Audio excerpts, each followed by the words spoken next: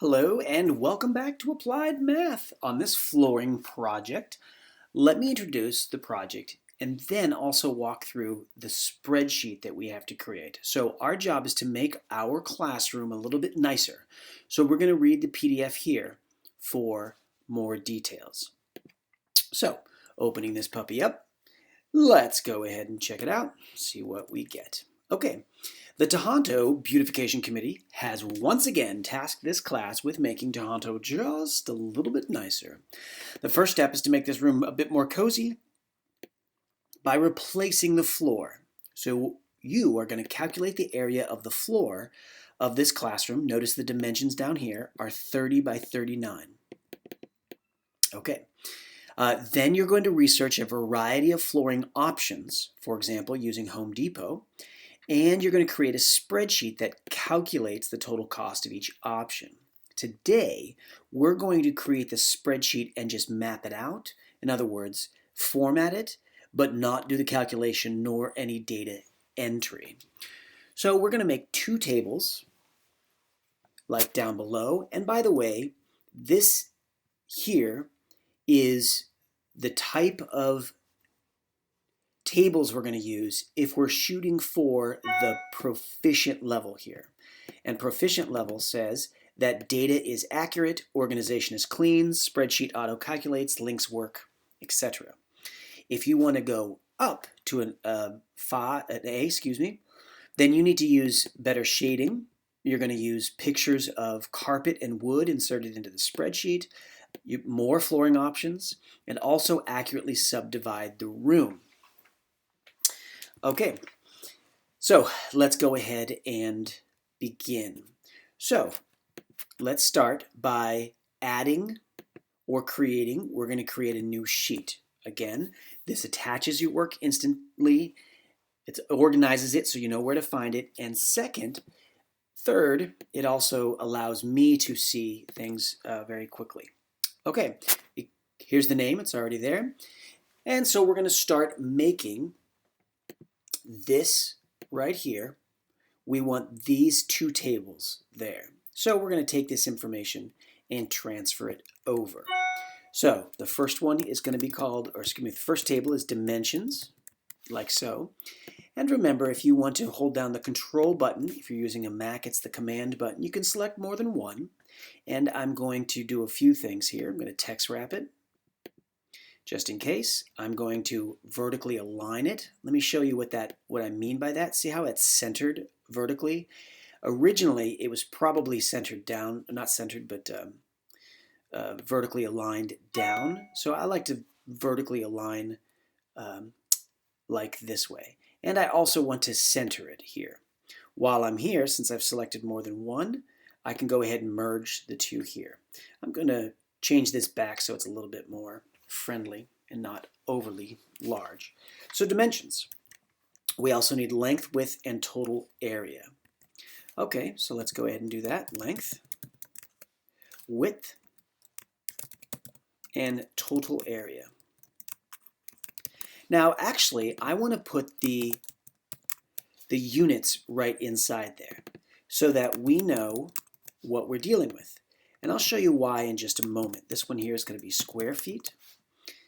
And notice that it's starting to overlap a little bit. So maybe I'll just make this just a little bit larger so it fits better. Okay. All right, my dimensions.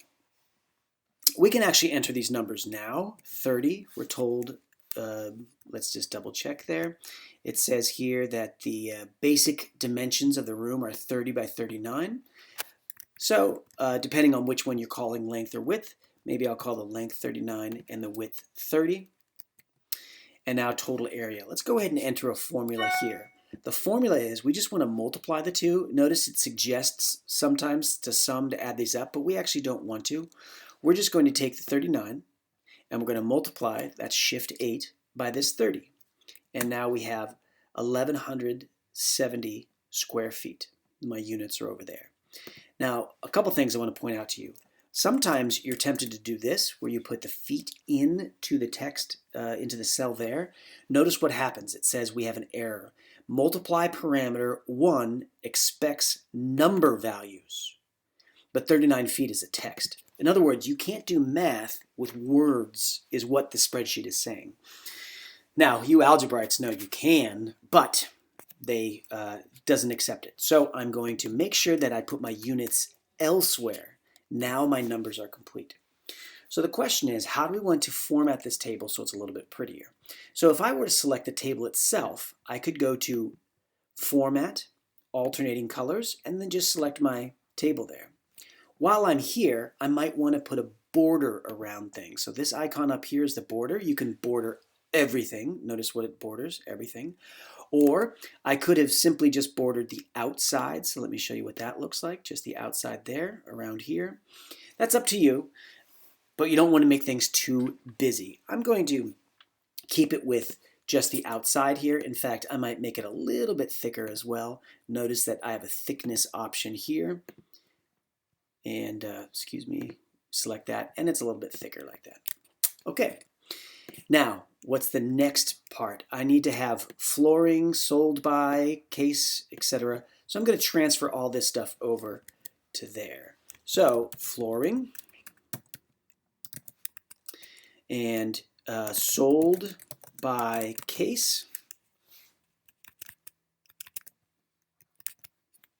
or roll, or square, or however. Notice that there's overlap there, so we'll see in a moment how to do that. Cost per unit. Next, how much does a unit cover? Units needed. And total. This total here is going to tell you if I buy a particular flooring, at the end, how much will that flooring cost for the room? All right. So, formatting. Let's go ahead and select multiple rows here, just because I'm going to clean it up all together. So I do want things to be cleaned up here, so I'm going to wrap them. So go to the wrap, text wrapping here, and now things are wrapped well. Maybe I want things centered a lot better. There we go. And maybe for this top row here, I want it to be centered horizontally as well. I'll go ahead and alternate colors too. I don't know how many I'm going to need right now. I can always delete stuff later, but I'm going to format alternating colors, and maybe I'll choose a different color. And while I'm at it, I'm going to do a border around here. Okay, so notice what I don't need. I actually don't need a lot of these around here. So I'm going to select H. Remember to hold down the Shift button and slide on over, Shift, and then click on the Z. When you right click, you can now delete the columns. Yay! And I'm going to do the same thing here, starting at 18, because I might need some buffer down there. I'm going to drag my, drag all the way down here, or just scroll, so grab 18, and there it goes. Now I can start scrolling here. Hold down the Shift button and click, so it selects everything. Right click with a 2-finger tap. You don't need to click with your 2 fingers, and delete the rows. So notice I've got columns. I even have some, I've got 2 tables here, and I've got some buffer over here in case I want to upgrade later. So some flooring. Let me write down what we need here. So notice, according to this, I need inexpensive carpet, inexpensive wood, and expensive wood. All right, inexpensive carpet, expensive carpet,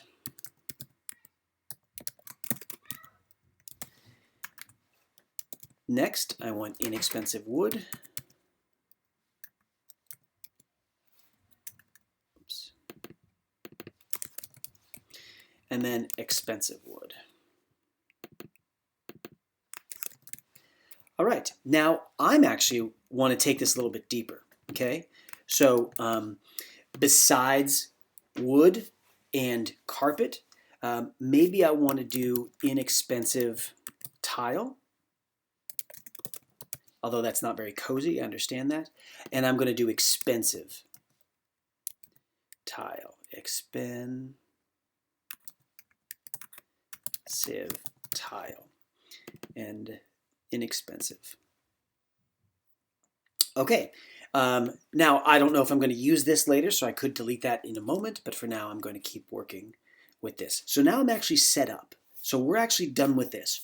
So tune in to the next video so that I can walk you through on how to start entering data using our Home Depot link.